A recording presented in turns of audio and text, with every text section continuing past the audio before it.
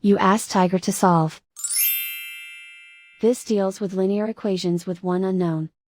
The final result is n equals -1/2.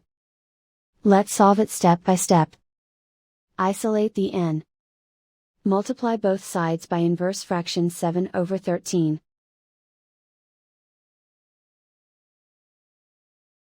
Group like terms.